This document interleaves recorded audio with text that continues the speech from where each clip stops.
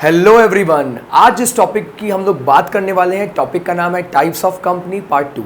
Last video में आपने देखा कि कंपनीज कितने तरह की होती हैं, लेकिन सर कुछ पार्ट्स अभी भी बाकी हैं। तो आइए देखते हैं कि कंपनीज और कितने तरह की हो सकती है। तो सबसे पहले एक बड़ा इंटरेस्टिंग कॉन्सेप्ट जो नए वाले कंपनीज एक्ट में पहली बार इंट्रोड्यूस किया गया, और उस टॉपिक का नाम है 1% company which is defined under section 2 clause 62 of the companies act. 1% company, sir ये कौन सी कंपनी होती है?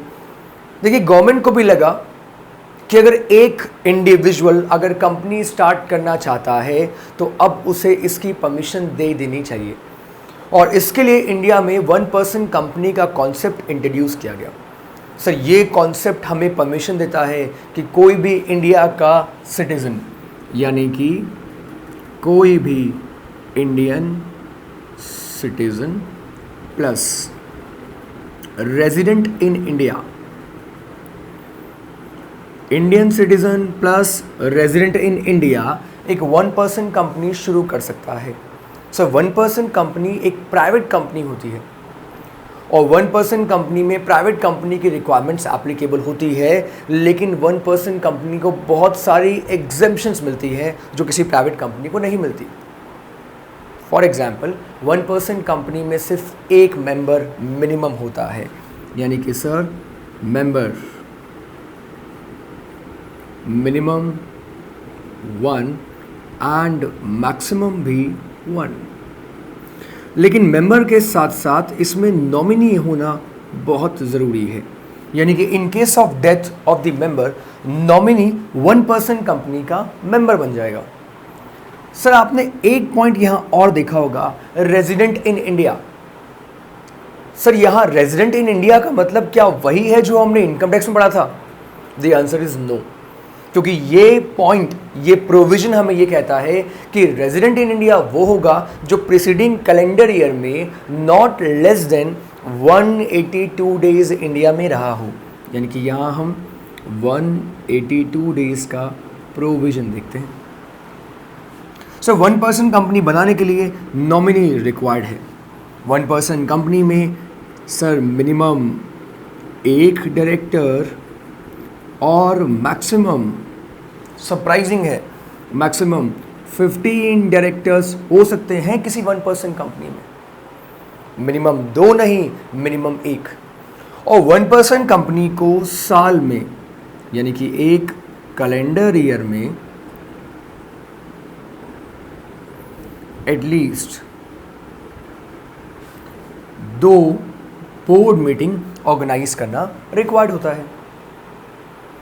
सर 1% कंपनी में बहुत सारे ऐसे बेनिफिट्स अवेलेबल हैं जो बाकी कंपनीज में नहीं है, और इसके लिए इंडिया का कोई भी इंडिविजुअल एक 1% कंपनी की शुरुआत कर सकता है।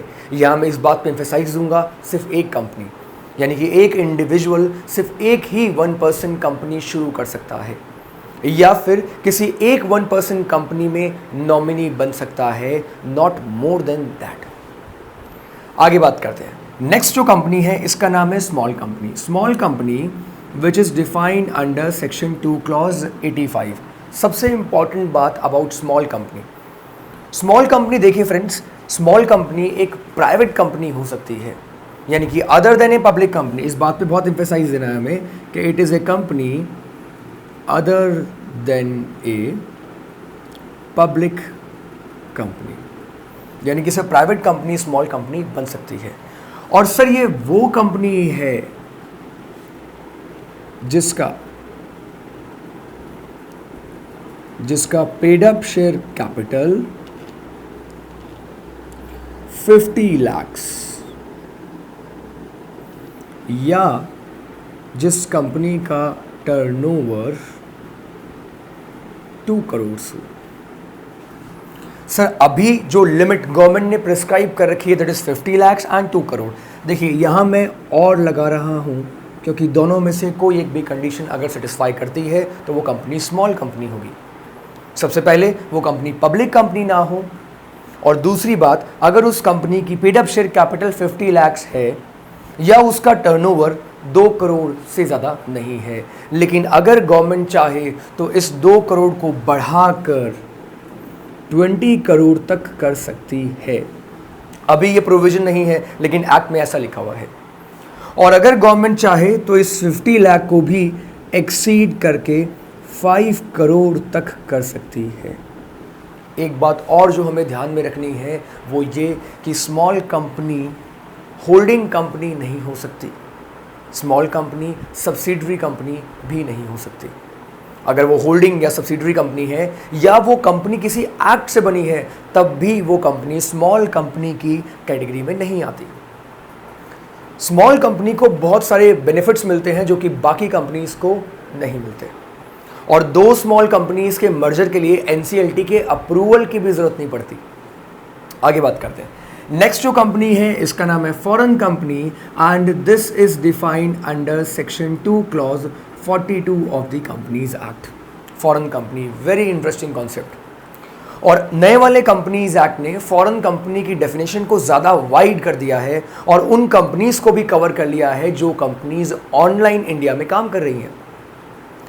यानी कि वो कंपनीज जो वेबसाइट के थ्रू, इलेक्ट्रॉनिक मीडिया के थ्रू, मोबाइल एप्लीकेशन के थ्रू इंडिया में काम कर रही हैं।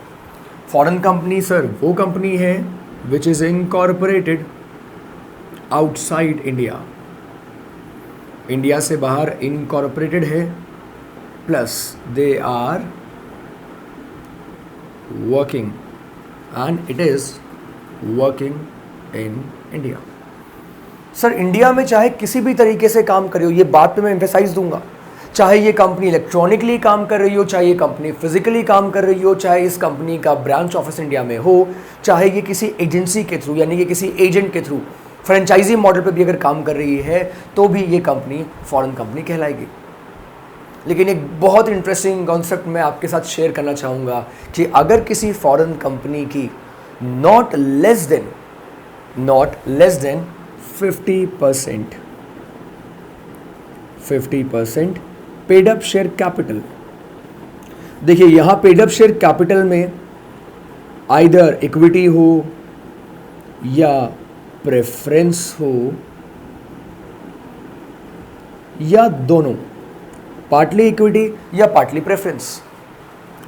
पार्टली इक्विटी, पार्टली प्रेफरेंस अगर किसी इंडियन सिटीजन के पास में है, किसी इंडियन कंपनी के पास में है, या दोनों को मिलाकर कितना 50%। अगर 50% को इंडियन सिटीजन या कोई इंडियन कंपनी या दोनों मिलाकर अगर होल्ड करते हैं, तो अब ये फॉरेन कंपनी नहीं रहेगी, अब ये फॉरेन कंपनी इंडियन कंपनी बन जाएगी। ये वाला provision section 379 of the companies act 2013 में गिवन है। नेक्स्ट कंपनी की बात करते हैं और अगली कंपनी का नाम है सेक्शन 8 कंपनी, जिसको हम एसोसिएशन नॉट फॉर प्रॉफिट भी कहते हैं। आपने नेशनल हेराल्ड केस के बारे में काफी सुना होगा और आपने एसोसिएट जनरल नाम की कंपनी के बारे में भी सुना होगा। जो एसोसिएट जनरल नाम की कंपनी है that is also A section 8 company, और पुराने वाले कंपनीज एक्ट में ये सेक्शन 25 कंपनी होती थी। सर इस कंपनी का जो बेस्ट पार्ट है वो ये है कि इसे अपने नाम के आगे प्राइवेट या पब्लिक वर्ड लिखने की कोई ज़रूरत नहीं होती, यानी कि इस कंपनी का नाम ही सफिशेंट होता है, और इस कंपनी को हम बोलते हैं association not for profit. Sir इस कंपनी का पर्पस क्या होता है? इस कंपनी का पर्पस होता है कल्चर, आर्ट्स, चैरिटी, रिलीजन को प्रमोट करना, और अब कुछ नए पर्पस भी ऐड किए गए हैं नए वाले कंपनीज एक्ट में, जैसे कि रिसर्च, एजुकेशन, स्पोर्ट्स, यानी कि इनके प्रमोशन के लिए भी सेक्शन 8 कंपनी को बनाया जा सकता है। और सर इसका बेस्ट पार्ट ये है कि partnership firm which is not a separate legal entity, जो कि बॉडी कॉर्पोरेट भी नहीं होती, लेकिन पार्टनरशिप फर्म सेक्शन 8 कंपनी की मेंबर बन सकती है। देखिए पार्टनरशिप फर्म इसकी मेंबर बन सकती है। सेक्शन 8 कंपनी का मेंबर बनना अलाउड होता है। लेकिन सर साथ ही साथ इस कंपनी को हम लाइसेंस्ड कंपनी भी कहते हैं, क्योंकि इस कंपनी को बनाने के लिए गवर्नमेंट का प्रायर अप्रूवल बहुत इंपॉर्टेंट होता है। और इस कंपनी का जितना भी प्रॉफिट होता है वो इसी कंपनी के ऑब्जेक्ट के प्रमोशन के लिए खर्च किया जाता है। सेक्शन 8 कंपनी पुराने वाले कंपनीज एक्ट में सेक्शन 25 में डिफाइंड थी और नए वाले कंपनीज एक्ट में ये सेक्शन 8 में डिफाइंड है। सेक्शन 8 कंपनी को भी गवर्नमेंट की तरफ से बहुत सारे एग्जेम्पशंस मिलते हैं जो कि बाकी कंपनीज को नहीं मिलते, लेकिन सेक्शन 8 कंपनी को अपने मेमोरेंडम और आर्टिकल में ऑल्ट्रेशन करने के लिए सेंट्रल गवर्नमेंट की प्रायर अप्रूवल रिक्वायर्ड होती है। So that's it about section 8 company. अब बात करते हैं प्रोड्यूसर कंपनी। सर ये प्रोड्यूसर कंपनी कौन सी होती है? Producer company which is defined under section 581 of the companies act 1956। Yes, नए वाले कंपनीज एक्ट में प्रोड्यूसर कंपनी के लिए अलग से कोई कॉन्सेप्ट अभी तक हमारे सामने नहीं आया है, और जब आ जाएगा तब शायद कोई नया लॉ भी प्रोड्यूसर कंपनी के लिए आ जाए। प्रोड्यूसर कंपनी का सिर्फ एक ही सेक्शन है और उस सेक्शन का नाम है सेक्शन 581। सर ये company basically agriculture based economy के लिए बहुत बेस्ट कंपनी है, यानी कि इस कंपनी को बनाने का पर्पस था एग्रीकल्चर बेस्ड जो लोग काम करते हैं उन्हें प्रमोट करना। ये कंपनी एग्रीकल्चर में काफ़ी इस कंपनी का इस्तेमाल किया जाता है, और आपने नाम सुना होगा अमूल नाम की कंपनी का। और अमूल जैसी कंपनी को, अमूल बेसिकली कंपनी में नहीं आता है अभी, लेकिन अमूल को प्रोड्यूसर कंपनी में कन्वर्ट करने की गवर्नमेंट की प्लानिंग थी जो कि इम्प्लीमेंट नहीं हो पाई। इंडिया में अभी बहुत सारी प्रोड्यूसर कंपनी काम कर रही है, और सर प्रोड्यूसर कंपनी बनाने के लिए प्रोड्यूसर्स ही रोल प्ले कर सकते हैं, यानी कि या तो 10 इंडिविजुअल्स हो या 2 प्रोडक्शन में इन्वॉल्व कंपनीज हो या दोनों का कॉम्बिनेशन हो। ये लोग प्रोड्यूसर कंपनी की शुरुआत कर सकते हैं, जिसका मेन काम एग्रीकल्चर या हार्वेस्टिंग हो सकता है। इसके अलावा भी बहुत सारे पर्पसेस डिफाइंड है प्रोड्यूसर कंपनी के लिए, जिसमें हैंडीक्राफ्ट भी इंक्लूड किया जा सकता है। So friends, this was the second part of types of company. Stay tuned for more videos. Thank you so much.